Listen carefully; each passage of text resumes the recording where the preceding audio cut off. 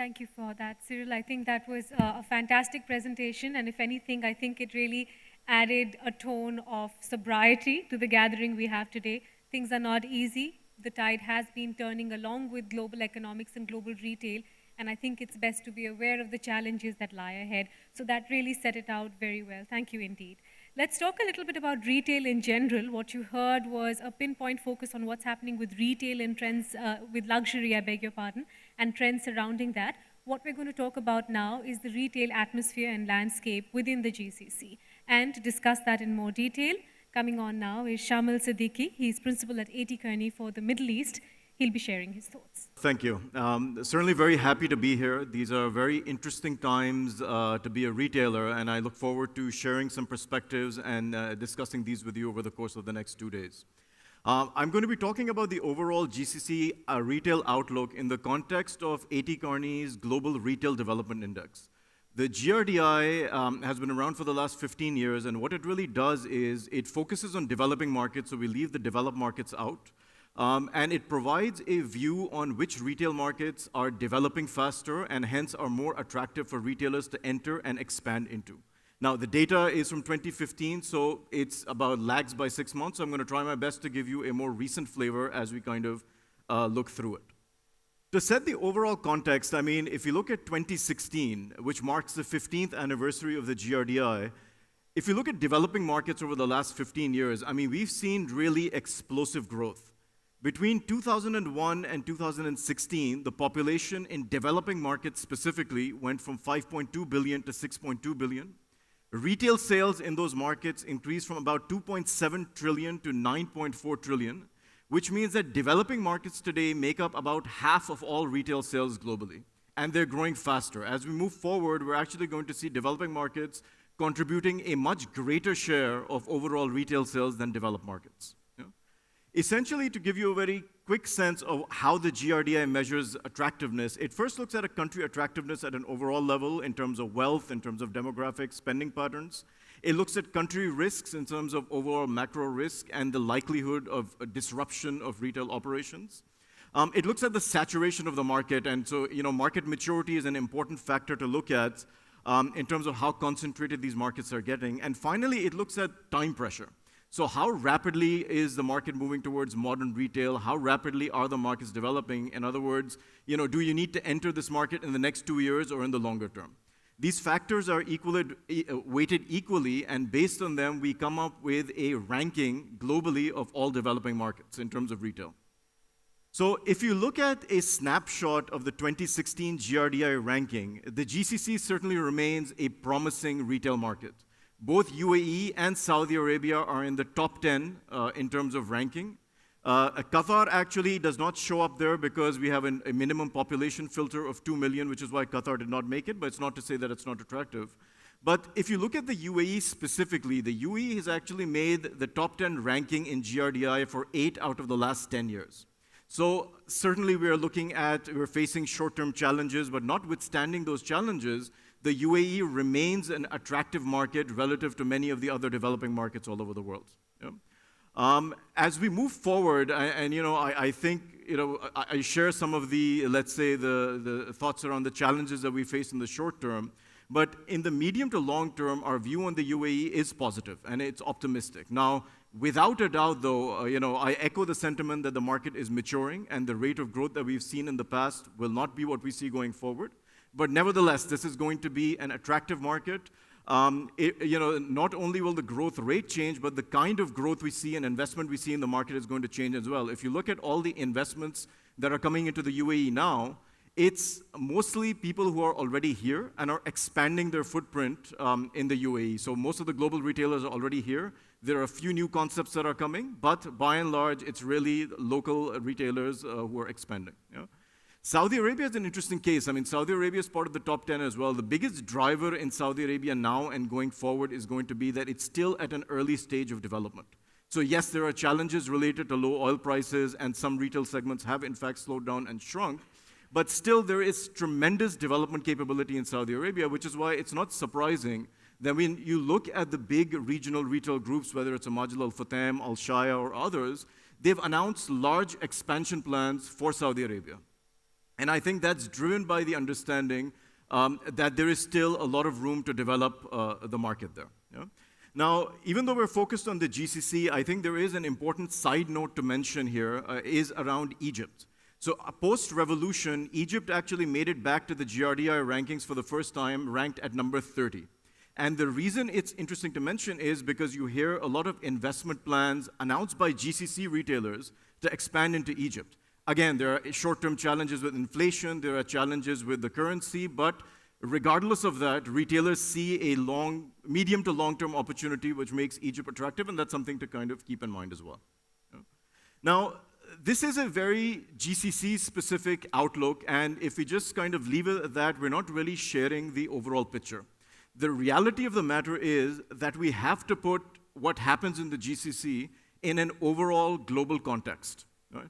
2016, I mean, we really do live in unprecedented times. I think all the people who contribute to the GRDI kind of are in consensus that seldom have they seen a period with such economic uncertainty, such political instability all over the world, and such a rapid pace of technological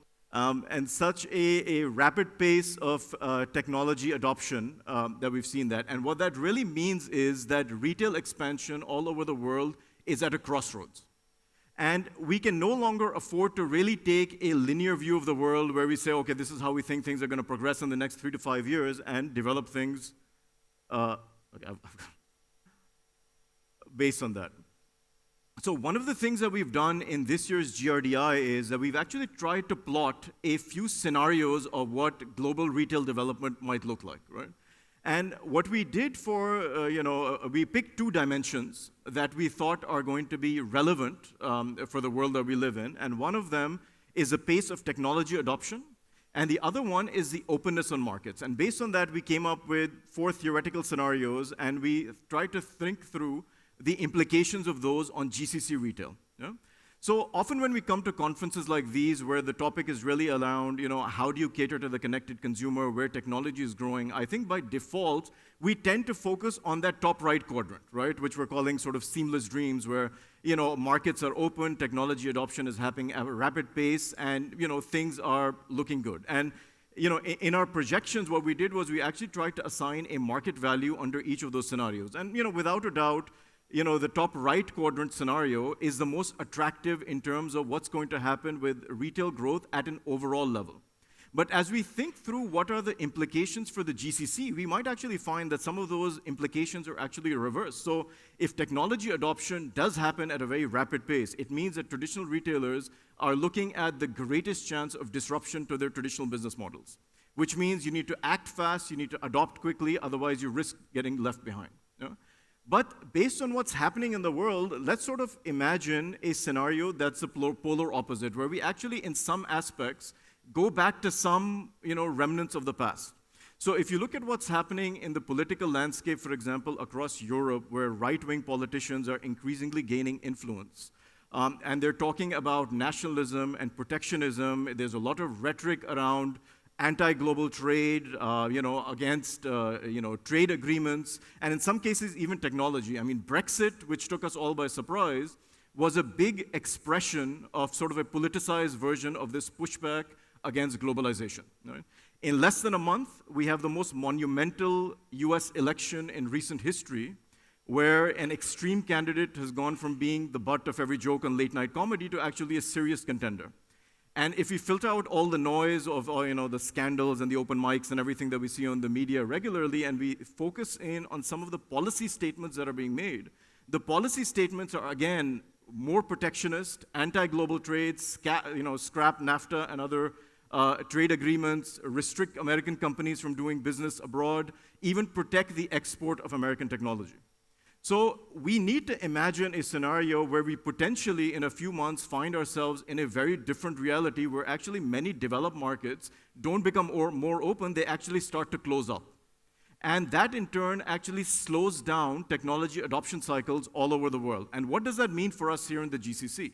And I'm just going to present a couple of ideas. These are by no means absolute because it's still very unpredictable, but maybe one of the things it means for GCC retailers is you have a greater amount of time to actually adapt your business models to the way things are evolving in the future. It may also mean that if you're a big regional group here in the GCC, you can go to global retailers who might be restricted from expanding in developed markets and make a better investment case of coming and investing in the relatively open markets in the GCC and elsewhere. So again, this is just an illustrative example. What these scenarios are and what they mean for the specific sector of retail that you operate in are going to vary. The biggest point to make on this slide is that we have to step away from this linear view of the world where we say, okay, we think things are going to grow, we're optimistic, we're pessimistic, and we think in linear terms. As we move forward, we really have to think about what are the potential scenarios. We have to actually be ready to take action under those scenarios. And in general, we need to make sure that we build the capabilities within our organizations to deal with this. Interestingly, when we go do this exercise for a lot of companies, there are some clear themes that emerge that you absolutely have to do, regardless of what scenario comes up, but there are also some key differences. So that's something to keep in mind. Yeah? So what does this mean if you're a regional retailer, right? It means that your job is going to be very difficult over the next few years, because it means that you need to be prepared for what you know, but also what you don't know. What is definitely going to happen is we're going to see a number of years where we have prolonged political and economic volatility. This is the new normal. This is not a short-term cycle. We're going to have disruptive retail technology coming in and challenge traditional models. We know this, but what we don't know is what that specific technology is going to be. Is it going to be 3D printing? Is it going to be artificial intelligence? Is it going to be robotics? We just don't know. So again, as a retail CEO, you have to make decisions at a time of unprecedented uncertainty. And without question, consumers will not just define, but they will continue to redefine every day what they expect from retailers. So what do you need to do? You need to invest in growth smartly and boldly, regardless of the uncertainty. And this may sound simple. It is a big shift away from how retailers typically operate. Recently we've done a series of workshops titled The New Rules of Retail. They were conducted by an AT Kearney partner from California, Michael Dart, who's written a book by the same topic, and I highly encourage you to read that. And when we went and talked to a lot of the large retail groups, we found that there is a lot of awareness in terms of what's happening in retail and how things are changing, but there's actually very little action that's being taken. And the reason for that is lack of clarity. I mean, if you go around the table, half the room will think the direction is going one way, the other half will think it's going another way. So what that means is that we have to basically start making smart bets. We don't know what retail technologies are going to change the landscape. But we need to start acting more like tech companies and, let's say, make 10 bets, except that 8 of them are going to fail. But we need to be on the forefront of technological innovation in retail. And one of the key ways you can pursue that is actually partnerships. Especially us here in the GCC, we're not in Silicon Valley. We don't have our hand on the pulse of what's coming out in the market. Partnerships are a great way to do it. We see retailers all over the world partnering with tech incubators, directly investing in startups. They're putting their own tech incubators in place in some cases. And these are the kinds of ideas that we have to start thinking about to find a way to really plug into this global ecosystem so that we actually see technologies that are in the pipeline, not when they've already been commercialized and it's actually too late. Yeah? We talked about how traditional planning processes need to be replaced with a more scenario-based thinking, and you need to be revisiting that very frequently, definitely 18 months to 2 years. And you need to gear your organizations for resilience and versatility. You're going to need to change frequently and constantly. Traditional organization models and operating models are not going to work going forward. So in conclusion, our view is that the retail outlook on the GCC still remains optimistic, but the future belongs to the brave.